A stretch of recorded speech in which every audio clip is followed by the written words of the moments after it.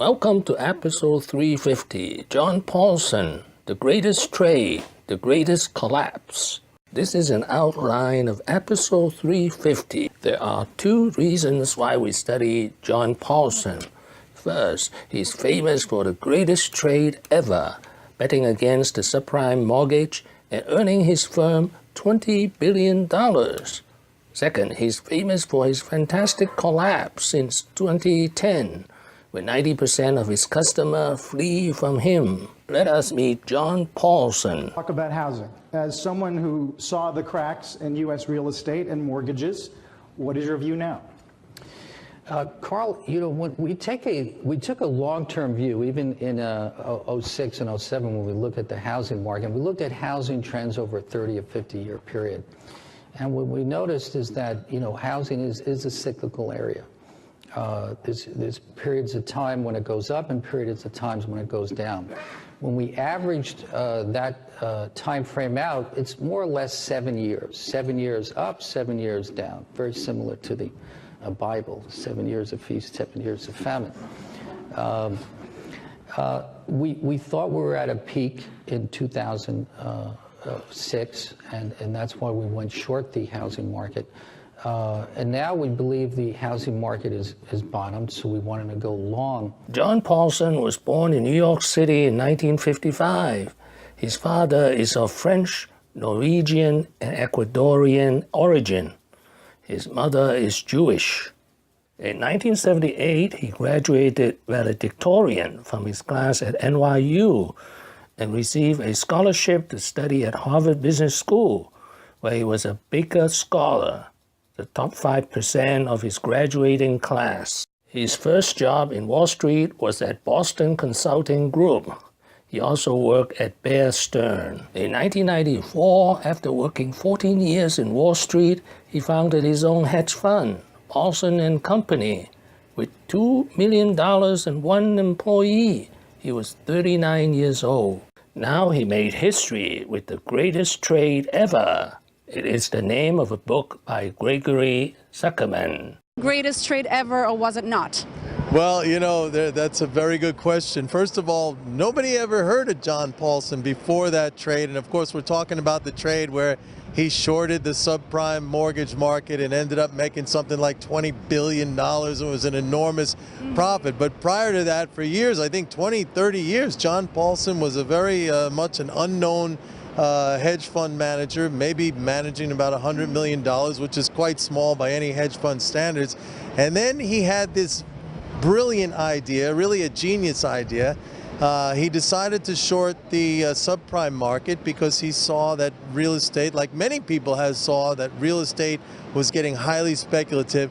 But here's what he did that was very unique. He went to Goldman Sachs and he said to Goldman Sachs, can you create an instrument that is just filled up with the worst subprime debt that you could possibly find? Literally an instrument designed to blow up, an exploding box of cigars, if you will. And Goldman said, of course we can do that for you. So they created a security that had within it all these really terrible subprime loans that were bound to go bad even in a good economy.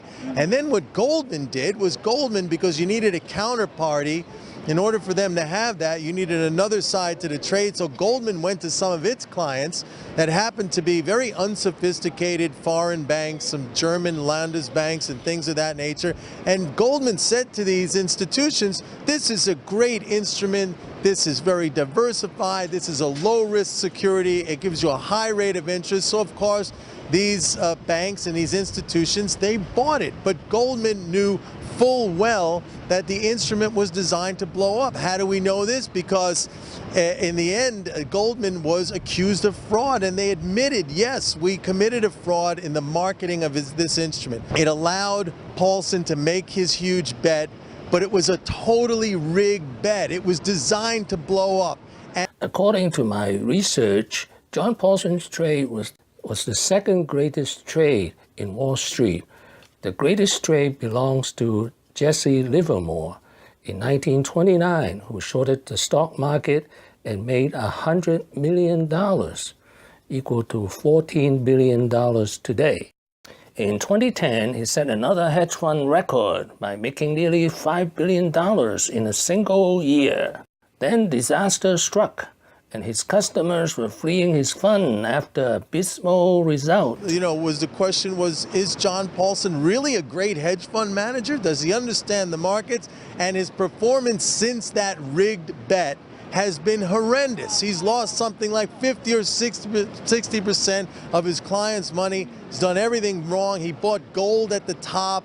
He was shorting U.S. Treasury bonds when treasuries were rising and continue to rise. His outlook on just about everything. He had some foreign stocks that went bankrupt, some Chinese stocks. So he's been a disaster, and very rapidly he's going back to where he was. First 9 months of the year, so that certainly hurt the firm. It's important to note at this juncture that at one point Paulson managed $38 billion worth of assets. Now it's down to about 9, and 80% of that is his own money or his family's money. So when he did manage $38 billion, about half of that was client money, external money, and that since has fallen to $9 billion. And with 80% of that being his, that speaks to the firm if investors are fleeing significantly over the past years, and if most of the money is essentially his. Yeah. And more pain to come. The $1.5 billion tax bill for John Paulson. Tax day is coming up, and the IRS, get this, is about to collect one of the largest ever personal tax bills. Hedge fund manager John Paulson, famous for betting against subprime mortgages a decade ago and making $4 billion in doing so, now owes $1 billion in taxes on his profits. The Wall Street Journal's Gregory Zuckerman here with us for more on this incredible story, Greg. Great to see you. So tell us how he wound up owing them $1 billion. He actually owes $1.5 billion. He made a $500 million payment end of last year and $1 billion to come. Yeah, you know, when you make a lot of money, you have to pay a lot of money. It just comes at a tough time for Paulson. He made $4 billion, as you said, in the crisis. His firm made $15 billion in 2007, another $5 billion in 2008. And because of a loophole available at the time, hedge fund managers like Mr. Paulson didn't have to pay their income, their earned income, until a tax change took place in 2008. They had a decade to make the payments, and now he and others are paying it. And I don't think anyone's coming close to these kind of tax payments. What have I learned today? 3 records from John Paulson. First, John Paulson made record in 2007 by shorting the subprime mortgage, of which he made $20 billion for his firm and $4 billion for himself. Second, the big collapse came and his asset under management shrank from $38 billion to $8 billion. He lost 90% of his clients. Third, he also set a record by owing $1.5 billion tax. Thank you for watching. Please subscribe and leave your questions and comments below.